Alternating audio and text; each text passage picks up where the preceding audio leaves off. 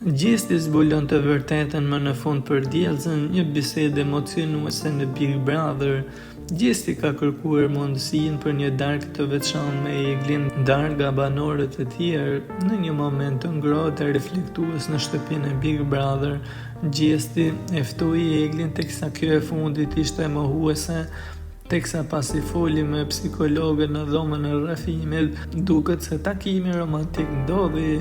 Gjesti gjatë mbrëmjes i bëri pyetje të ndryshme teksa u përfol edhe për djellëzën e famshme, duke i thënë Eglit kush është djellëza, sepse ti në fillim i kishe dërguar sinjale që po të priste jashtë.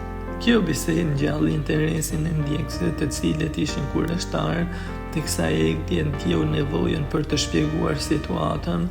Këtë mund ta shpjegoj më gjatë kur të dal jashtë, sepse ndjem keq për këtë, për zemra kështu është puna showbizit dhe e kuptoj. Këto fjalë më pas u vunë në dyshim qëndrimin e tij ndaj djellëzës duke shtuar tensionet. Për më tepër Gjesti pranoi se ajo që kishte ndodhur mes tij dhe djellëzës ishte një strategji për show, duke vënë në dukje se në showbiz këto situata shesin.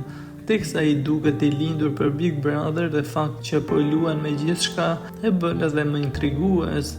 Egli ndërka që ka dhënë edhe disa informacione nga jashtë, të cilët shpeshherë kanë gëzhduar Gjestin, duke i treguar edhe për intervistën e DJ-it të tij jashtë, që ka thënë se djellëza në të vërtetë ekziston dhe i ka ndihmuar të gjithë ata në momente të vështira.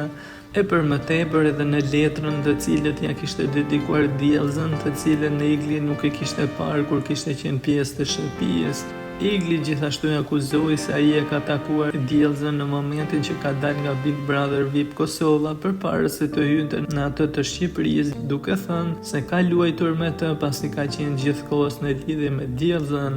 Megjithatë Gjesti ka sqaruar gjithçka duke thënë, me atë të betoj nuk e kam takuar.